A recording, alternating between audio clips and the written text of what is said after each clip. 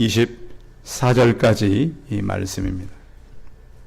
구약성경 7면에 있습니다. 구약성경 창세기 5장 21절에서 24절까지 말씀을 봉독해 드리겠습니다.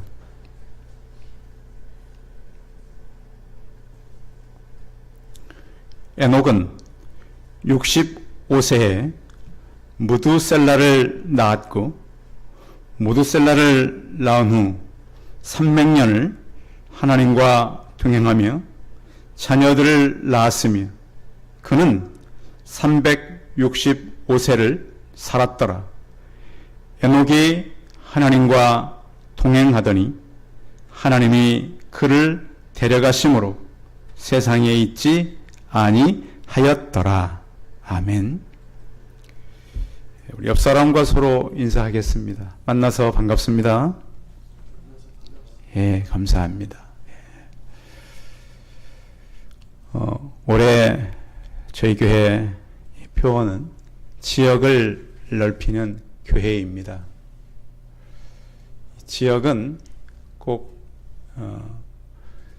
눈에 보이는 그런 부분만을 말씀드리는 것이 아니고, 지난 송구 영신 예배 때 우리 영적인 부분, 또 우리가 하나님 앞에서 감당해야 할 그런 이웃에 관한 것들, 또 하나님께서 우리가 기도할 때 응답하는 그런 영역들에 대해서 말씀을 드렸습니다. 그래서 한 해 동안 우리의 영적인 영역이, 여러분 전도에 대한 지역의 영역이, 기도의 영역이 많이 넓혀지기를 바랍니다. 성탄절과 연말을 보내면서 여러분 주변 사람들로부터 이제 요즘에는 카톡이라든지 또 문자로 축하 메시지나 이런 것들이 많이 오잖아요. 그 메시지 그 내용들을 보면 크게 두 가지예요. 복 받으세요. 또 한 가지는 건강하세요. 그래서 되게 사람들이 이 복을 받는다라고 하는 것은 물론 물질적인 것도 있겠지만 살아가면서 더 귀한 것, 복된 것, 그런 것을 말하는 것이죠. 저에게도 이제 이런 글들이 이제 많이 옵니다. 그래서 송구 영신 예배를 마치고 아무튼 1월 1일까지는 계속 문자와 카톡이 오게 되는데요. 사람들의 어떤 축하도 중요하지만 우리는 마음과 눈을 열어서 위로 하나님께, 그리고 또 건강해야 되겠지만 또 건강하게 또 잘 살아야 될 것입니다. 지금까지 이제 공식적으로 가장 오래 산 사람의 나이는 프랑스의 잔느 칼망이라고 하는 그 분인데요. 122세를 살았습니다. 공식적으로는 지금까지. 그래서 공식이 그 20년 동안 깨지지 않고 있다, 이런 글이 있는데요. 그런가 하면 이 글을 제가 이제 읽고서 또 찾아보니까 비공식적인 기록도 있어요. 인도네시아 스마트라 섬에는 공식적이진 않아요. 이 투리나라고 하는 할머니인데 157세예요. 그의 딸은 120세라고 그래요. 근데 그 섬에는 그 100세 이상 된 사람도 많고요. 또 그 157세인데도 그 시력이 0.5, 신체 활동도 건강하고, 근데 몇 끼니마다 여주를 먹고 소식을 내서 그렇다는 그러한 글도 있습니다. 대한민국에서 제일 오래 사신 분은 121세를 사시고 작년에 작고하신 이화래라고 하신 분입니다. 생로병사의 비밀로 출연을 했던 분인데요. 그러니까 120은 이제 넘는 사람들이 있습니다. 그런데 성경의 나이에 비하면 이분들은 굉장히 단명하신 분들입니다. 성경에 보면 아담은 930세, 셋은 912세, 에노스는 905세, 무드셀라는 969세를 살았습니다. 근데 저는 이 창세기를 보면서 어떻게 이렇게 엄청난 나이를 기억하는데 다른 조사가 없어요. 그냥 태어나서 살다가 죽었다. 사람 낳고. 요즘 같으면 이런 글을 쓰면 어떻게 쓸까요? 엄청난 조사를 넣겠죠. 사람이. 그리고 아마 꼭 그건 쓸 겁니다. 어떤 음식을 주로 먹었는지, 건강 유지를 어떻게 했는지. 근데 그런 글은 전혀 없어요. 창세기 저자를 보면 굉장히 단순하게, 굉장히 직설적으로 그냥 누구는 몇 세, 누구는 몇 세, 낳고 죽었다. 이렇게 쓰고 있습니다. 그래서 홍수 이전에 살았던 사람들 9명의, 물론 이제 에녹을 빼고요. 나이를 종합해보면 평균 나이가 900살이 다 넘습니다. 그러니까 지금 우리가 이 120세 정도 넘게 산다. 그래봐야 이 성경의 조상들의 나이에 비하면 굉장히 적은 나이입니다.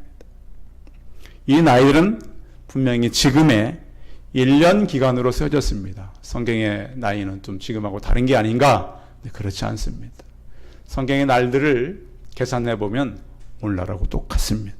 그래서 이 900세로 시작됐던 이 나이가 데라 때 와서는 205년, 요셉 때는 창세기 마지막 인물에서는 110세로 끝납니다. 하나님께서는 이렇게 우리에게 이 땅에 사는 동안 어느 정도 기간을 살 수 있도록 허락을 해 주셨습니다. 그래서 제가 창조학회 이 자료에 들어가서 한번 이 사람들은 이 우리의 수명과 또 하나님께서 주신 이 인류에 대해서 어떻게 쓰고 있나 찾아봤더니 거기엔 이렇게 기록되어 있었습니다. 하나님께서 우리에게 주시는 어떤 이 생명의 문제는 과학적으로 접근할 수 있는 영역이 아니다라는 거예요.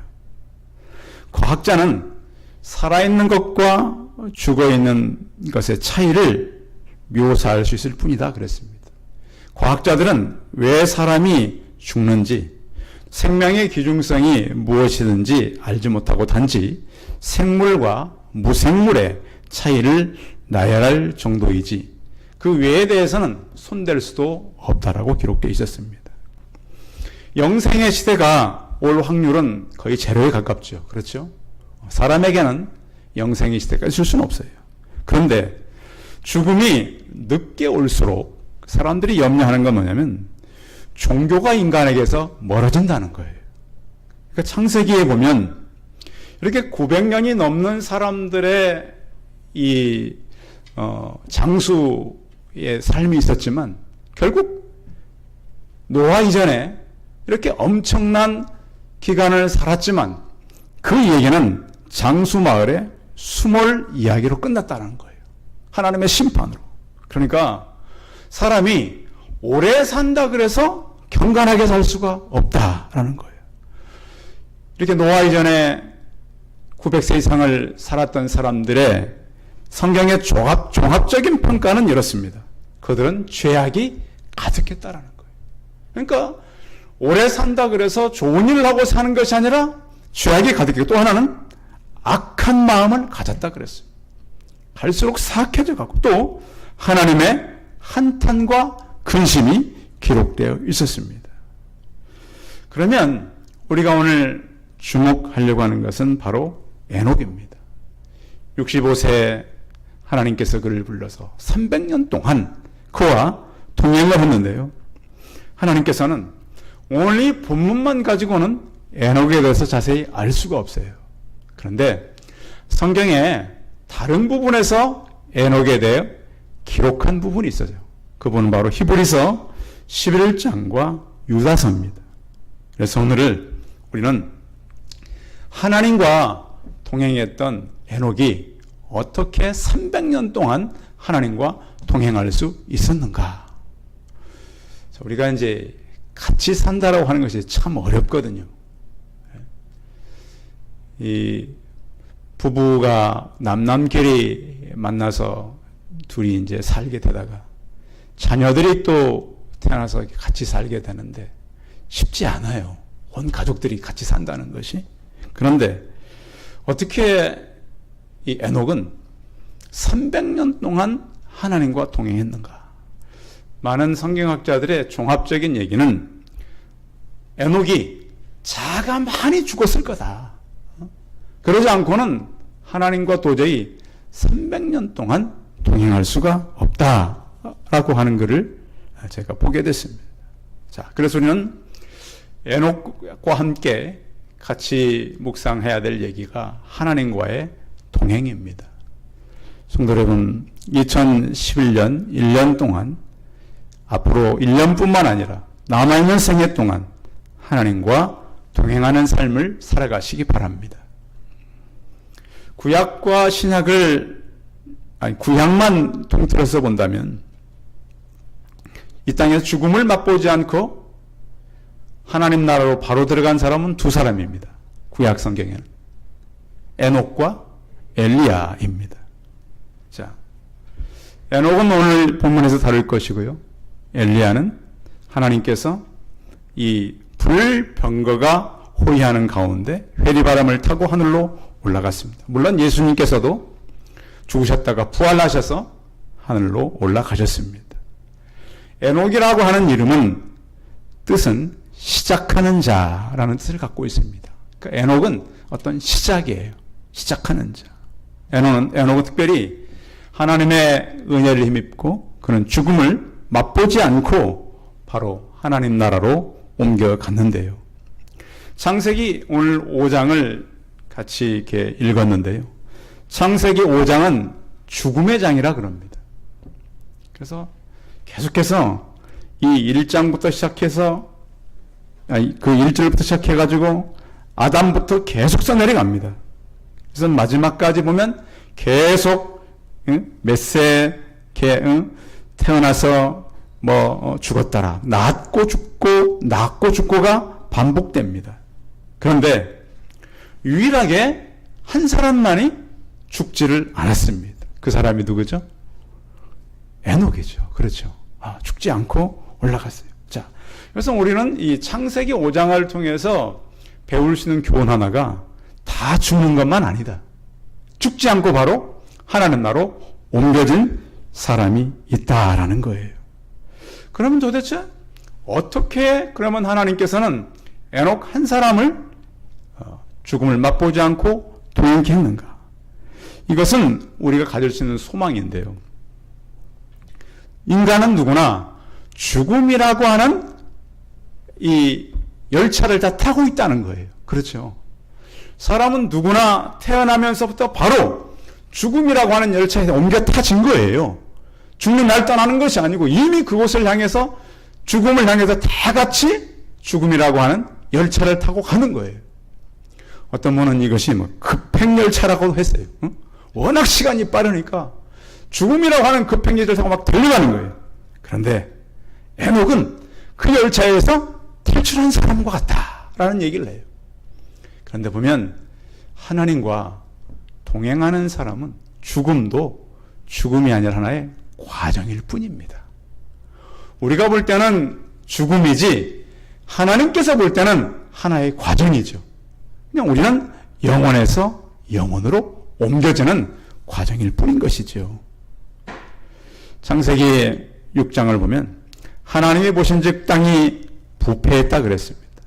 땅에서 모든 혈육 있는 자의 행위가 부패했다 그랬습니다. 그래서 이 사람들의 행위가 포악함으로 하나님께서 그들을 진멸하시기로 한 것입니다. 아담의 후손 가운데 가인의 후손과 셋의 후손으로 나눠지잖아요. 그러면 가인의 후손만 타락했을까요? 셋의 후손도 똑같이 타락했습니다. 하나님께서 그러면 셋은 좀 낫는가? 그래서 하나님은 노아의 8 식구 외에는 전부 다 심판받은 거예요. 우리는 가인의 후손이 아니라 뭐 셋의 후손이다. 그게 좋은 게 아니에요. 모든 사람이 다 타락했어요. 당시만 해도 900년 동안 사람이 살았지만 다 타락해서 살았어요. 그런데 에녹은 300년 동안 하나님과 동행했다. 나중에 보면 이 에녹이 거의 예언자입니다. 예언자. 선지자 역할을 합니다. 그런데 300년 동안 살아가면서 한 사람도 살리지는 못했습니다. 참 고난스러운 삶을 살았죠. 그래서 우리가 이 땅에 살아가면서 결국 이 땅은 죽음의 땅이요. 모든 사람들이 이 땅에 살다가 떠나야 되지만 에녹처럼 하나님과 동행하다가 하나님 나라로 옮겨지는 어떤 보면 물론 죽음이라는 것이 누구나 오지만 그것은 하나의 과정이요. 하나님과 동행하다가 하나님 나라로 가는 그런 삶을 살아가시길 바랍니다. 또 하나는 이 하나님과의 이 동행인데요. 동행이란 말을 살펴보면 여러 가지 의미가 있습니다. 첫 번째로 의미는 함께 걸어가다라는 의미가 있어요. 그러니까 삶을 살아가는데 박자를 맞춰서 이렇게 걸음도 보폭이 있잖아요. 앞서거나 뒤서가는 것이 아니라 같이 어깨를 맞추어서 걸어가는 그런 의미의 동행이라고 하는 것이죠. 그런가 하면 또한 계속해서 앞으로 나가다라는 전진의 의미가 있어요. 동행은. 그러니까 그냥 같이 있으니까 동행이 아니고 같이 나가는 거예요. 같이 앞으로. 이것도 물론 앞으로 나가다 보면 넘어질 수 있고 잠시 어떻게 이 앞으로 나가는 모습이 흩어져 보일 수도 있어요. 그러나 다시 진열을 맞추어서 끝까지 간다라고 하는 거예요. 그리고 또 하나의 동행 의미는 그것이 그 사람의 삶이 되었다라는 의미가 있어요. 같이 가다 보니까 그 동행하는 사람의 삶이 되는 거예요. 우리 옛말에도 친구 따라 어디 간다고요? 네, 강남 간다. 친구가 그렇게 중요하고 동행인이 그렇게 중요한 것이죠. 최근에 우리 이 송파에 동부 구치소가 있었잖아요. 예? 소수가 코로나에 걸리니까 엄청나게 많은 사람들이 코로나에 걸리잖아요. 그래서 누구와 같이 가느냐. 사람이 도둑을 따라다니면 뭐가 돼요? 도둑이 돼요. 예? 또 선한 일을 하는 사람을 따라다니면 선한 일을 하게 돼요. 코로나고 어렵지만 우리나라도 기부하는 사람들이 참 많다는 걸 기억해야 합니다. 동사무소랄지 또 이렇게 이 어떤 기관에 어떤 학교에 어떤 재단에 기부하는 사람들이 참 많아요. 어렵고 힘든 사람도 많지만 그런 좋은 마음을 가지고 살아가는 사람들이 있어요. 우리 성도님들 아무튼 누구와 동행하는 건 중요한데 하나님과 동행하고 예수님과 동행하시기 바랍니다. 동행이란 또 마지막 의미는 하나님을 기쁘게 한다라는 의미가 있습니다. 그게 진짜 동행입니다. 그래서 믿음으로 살아가는 것, 이것이 바로 동행이죠. 근데 동행하려면 방향이 같아야 합니다. 그래서 청년들에게 결혼 상대를 이렇게 찾을 때 서로 좋은 것도 있지만 같은 방향을 볼 수 있는 사람을 찾아라, 이런 얘기를 많이 합니다. 둘이 안 맞는 건 맞춰가면 되지만 바라보는 방향이 달라서는 도저히 맞춰갈 수가 없다라는 거예요. 그 동행이라고 하는 것은 같은 방향으로 가는 거예요. 요한복음 15장 7절에 보면 너희가 내 안에 거하고 내 말이 너희 안에 거하면, 이런 표현이 있습니다. 서로 그 말이 있을 때 가능한 거예요. 그리고 또 하나님을 향해서 우리가 같이 걸어간다면 우리에게 오는 절망도, 우리에게 오는 슬픔도, 문제도 넉넉히 이길 수가 있어요. 우리는 살아가면서 많은 문제를 만나요. 사드락과 메삭과 아벳느고가 불 속으로 들어갔지만 그 안에는 주님이 계셨던 겁니다. 우리가 어떤 문제를 만난다 할지라도 그 방향으로 간다면 하나님께서는 우리와 동행해 준다라는 거예요. 어떤 사람이 이제 이 오토바이를 타고 가다가 과속으로 걸렸습니다. 그래서 이제 경찰이 가까이 와서 딱지를 떼려고 물어보니까 이 사람의 신분이 사제예요, 사제. 그래서 경찰이 그랬습니다. 아니, 알만하신 분이 왜 이렇게 오토바이를 타고 과속을 하십니까? 그 사제가 뭐라 그러냐면 이 오토바이에는 예수님이 타고 계십니다. 그러니까 경찰이 바로 과속 이 스티커를 끊었습니다. 정원 초과입니다. 여담이지만 예수님과 함께 하면서 나쁜 짓 하고 다니는 사람이 많다는 거예요. 그렇죠? 어떤 보면 차 타고 다니면서도 많은 그 잘못된 일을 하고 또 예수님과 동행하는 척 하면서 그 인생을 그렇게 살지 않고 그 방향으로, 같은 방향으로 가야 되는 거예요. 그래서 미가서 6장 8절은 이렇게 말씀하죠. 사람아, 주께서 선한 것이 무엇임을 내게 보이셨나니 여호와께서 내게 구하는 것은 오직 정의를 행하며 인자를 사랑하며 겸손하게 내 하나님과 함께 행하는 것이 아니냐. 겸손과 또 우리 어떤 인자함, 정의를 가지고 하나님과 함께 동행하면서 같은 방향으로 가는 것입니다. 또한 같은 방향뿐만 아니라 또 하나는 동행하기 위해서는 마음이 같아야 합니다. 그 유다서, 그 신약 성경의 그 유다는 야고보의 동생, 예수님의 동생입니다. 유다, 우리 신약 성경 유다서 있잖아요.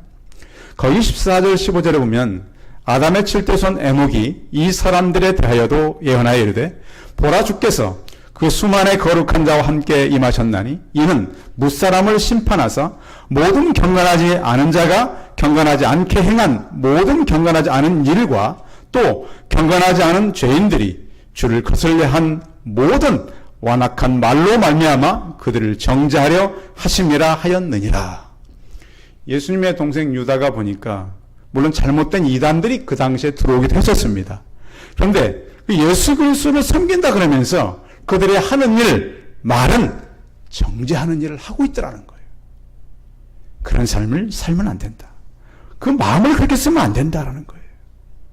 그래서 우리는 예수님께서 우리를 언젠가는 잘못된 것에 대해서 심판하시고 죄를 물으신다는 걸 생각하면서 우리의 마음이 하나님 되기를 힘써야 되는 것입니다. 노아와 함께 살았던 동시대를 살았던 그 라멕이라고 하는 사람이 있습니다. 이 아담의 이 족보보다는 가인의 족보가 먼저 기록되어 있는데요. 거기 보면 라멕은 하나님의 일부 일처의 결혼을 깨뜨리고 하나님의 법을 깨뜨리고 악하게 살아갑니다. 우리는 하나님을 섬기는 사람들로서 같은 방향과 같은 마음을 가지고 하나님과 동행하는 그런 삶을 살아가시기 바랍니다. 또한 우리의 동행이라고 하는 것은 또 어떤 의미를 갖고 있냐면 하나님을 기쁘게 한다라는 의미를 가지고 있어요. 하나님께서는 인생에 대전환을 가끔씩 주는데요. 에녹에게는 그 인생에 대전환이 있었는데 그 전환이 뭐냐면 무드셀라를 낳으면서부터입니다. 창세기 5장 22절을 보면 이렇게 기록되어 있습니다. 무드셀라를 낳은 후 300년을 하나님과 동행하며 자녀를 낳았으며 이렇게 기록되어 있습니다. 무드셀라의 이름의 의미는 그가 죽으면 심판이 온다, 이런 의미를 갖고 있습니다. 그러니까 아마 이 에녹이 살아가면서 이 무드셀라가 죽으면 심판이 온다, 심판의 하나님을 늘 기억하며 살았던 것 같아요. 그래서 창세기 7장 11절에 보면 노아가 600세 되던 해에 홍수가 나기 시작하여서 세상을 심판했는데 그때는 바로 무드셀라가 969년에 죽던 해입니다. 그러니까 하나님은 우리에게 어떤 꼭 그 믿음으로 살아갈 때 큰 역사를 하고 작심을 하는 계기가 있어요. 누가 태어날 때, 어떤 일이 생길 때, 또 어떤 중요한 일을 통해서 심판의 하나님을 의식하고 살아갈 수 있도록 우리에게 하신다는 거예요. 그래서 히브리서 11장에서는 에녹에 대해서 이렇게 표현하고 있어요. 에녹은 죽음을 보지 않고 옮겼으니 하나님이 죽으심을 보지 않고 옮겼는데요. 믿음이 없이는 기쁘시게 못하나니 하나님께 나아가는 자는 반드시 그가 계신 것과 또한 그가 자기를 찾는 자들에게 상 주시는 이심을 믿어야 할지니라 그랬습니다. 그러니까 하나님께서 우리에게 원하는 것은 이 두 가지라고 볼 수 있죠. 그 하나님께서 계신 것, 그리고 그를 찾는 자들에게 상 주시는 것. 이게 바로 믿음의 사람들이 가져야 될 덕목입니다. 하나님께 가까이 하는 사람들은 하나님을 닮아갑니다. 하나님은 가지고 있는 속성이 두 가지가 있는데요. 하나님만 가지고 있는 속성을 비공유적인 속성이라 그럽니다. 하나님만 갖고 있는 속성이 있어요. 또 우리와 함께 가질 속성이 있는데 그게 뭐냐면 하나님의 도덕적인 성품입니다. 거룩하고 의롭고 진실하고 선하고 자비롭고 은혜롭고 오래 참으시는 거죠. 이런 성령의 열매와 같은 부분들이 우리 안에도 있기를 원하는 것입니다. 그래서 그 하나님의 선한 뜻을 우리가 이루며 살기를 원하는 것이죠. 그래서 우리가 믿음으로 사는 것은 어려울 때가 참 많습니다. 믿음으로 산다라는 것은 십자가이죠. 그 무게가. 아프리카에서 그 나이지리아에서 선교를 했던 선교사님이 어느 선교 지역을 가는데 그 원주민들이 강을 건너는데 그냥 건너지 않고 강 건너기 전에 무거운 돌을 어깨에 매드래요. 그래서 선교사님이 아니 그냥 강 건너면 편한데 왜 돌을 어깨에 메고 건너냐고. 그래서 이제 원주민들은 돌을 어깨에 메고 강을 건넜는데 선교사님은 건너지 못하겠더래요. 왜? 물살이 세니까. 그래서 알고 보니까 어깨에 면 돌 무게 때문에 사람이 물살에 휩쓸리지 않고 지나가더라는 거예요. 십자가가 바로 그렇다는 거예요. 십자가가 때로는 무겁고 힘들지만 그 십자가가 이 고난과 죽음을 이겨갈 수 있는 우리의 하나님께 주신 은혜라고 하는 것입니다. 그런 가운데 우리는 하나님과 교제하는 삶을 살아가는 것입니다. 교제는 단순하게 그냥 교제가 아니라 기도로서 하나님과 대화하고 말하고 사는 것이죠. 그래서 하나님께서는 믿음이 없이는 하나님을 기쁘시게 할 수 없고 또한 그가 자기를 찾는 자들에게 상 주시는 심을 믿어야 된다고 성경은 기록하고 있습니다. 성경의 모든 사람들이 믿음으로 살았습니다. 제가 교회에 가서 맨 처음 애웠던 성경 구절은 마태복음 1장 13절입니다. 보라, 처녀가 잉태하여 아들을 낳을 것이요 그 이름을 임마누엘이라 하리라. 그 이름을 번역한즉 하나님께서 우리와 함께 계시다 함이라. 어느 연예인 교회에서 이 성경 공부를 하기로 해가지고요. 그럼 마태복음부터 시작하자. 1장을 공부하기 시작했는데 가장 심각한 문제가 뭐였냐면 마태복음 1장 23절 처녀가 어떻게 잉태할 수 있냐. 1장 공부하다 2장을 못 넘어가는 거예요. 이건 말이 안 된다. 그런데 그때 이 땅을 떠나신 우리 구봉서 장로님, 그때는 장로님이 아니었었겠죠. 처음에. 야, 그 서방 요셉이 믿었다는데 니들이 왜 못 믿어? 응? 그 요셉이 마리아를 믿은 거 아닙니까? 그렇죠? 성령으로 태어난 걸 믿었다는데 너희들이 왜 못 믿어? 그래서 2장으로 넘어갔대요. 성도 여러분, 하나님과 동행한다라고 하는 것은 반드시 그가 계신 것, 또 그가 우리에게 상 주시는 것, 이것을 바라보고 에녹은 300년 동안 동행하며 살아갔습니다. 어쩌면 에녹은 예언자로서 선지자의 역할을 감당을 했지만 그 사역은 그렇게 빛나지는 못했습니다.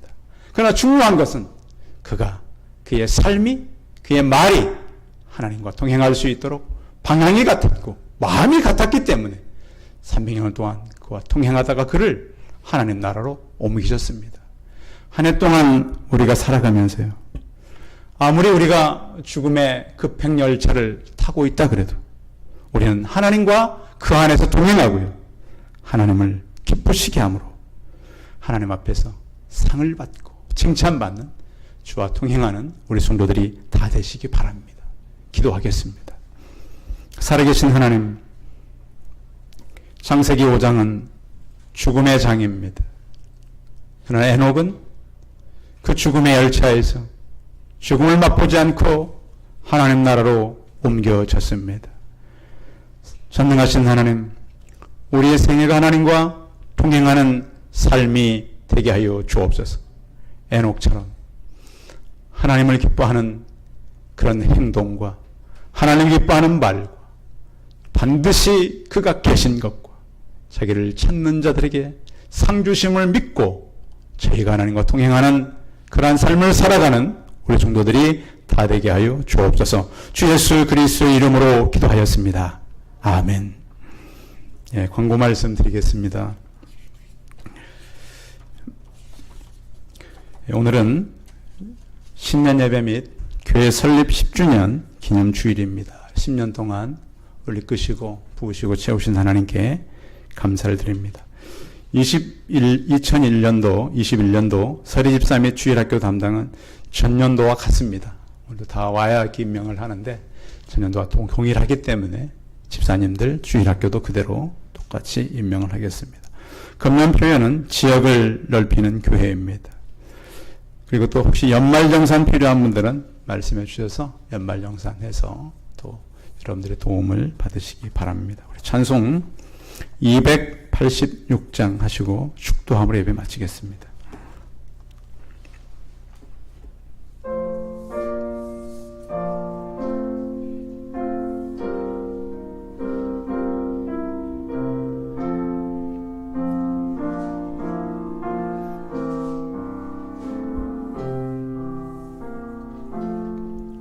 주 예수님 내 맘에 오사 날 붙들어 주시고 내 마음에 새 힘을 주사 늘 기쁘게 하소서.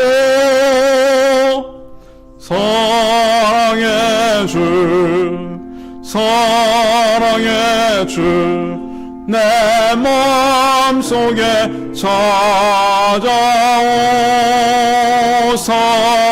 내 모든 죄 사하시고 내 상한 맘 고치소서. 주 예수님 내 맘에 오사 내 소원 다하시고 내 무거운 짐 맡아 주사 참 평안을 주소서. 사랑의 주, 내 마음속에 찾아오사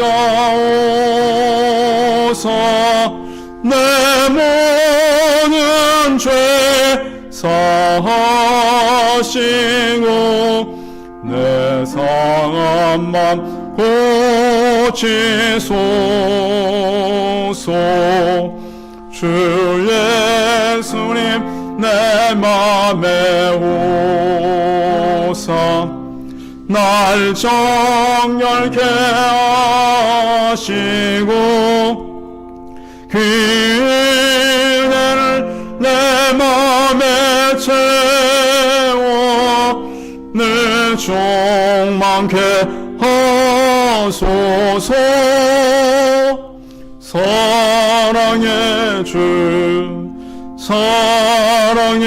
주, 내 마음속에 찾아오사 내 모든 죄 사하시고 내 상한 맘 고치소서. 주 예수님 내 맘에 오사 내 길 인도하시고 주 성령을 내 맘에 채워 충만케 하소서. 사랑의 주, 사랑의 주, 내 마음속에 찾아오사 내 모든 죄 사하시고 내 상한 맘 고치소서.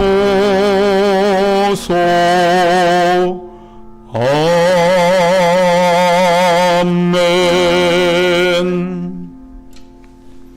저는 우리 주 예수 그리스도의 은혜와 하나님 아버지의 무한하신 사랑과 성령의 교통하심이 에녹이 300년 동안 하나님과 동행한 것처럼 우리 또한 이 짧은 삶 속에서 주와 동행하며 반드시 하나님이 계신 것과 자기를 천자들에게 상 주심을 믿고 살기를 소원하는 우리 성도들의 머리머리 이해와 이들의 가정과 자녀들과 일터와 사업대 위에 이제부터 영원토록 함께 있을지어다.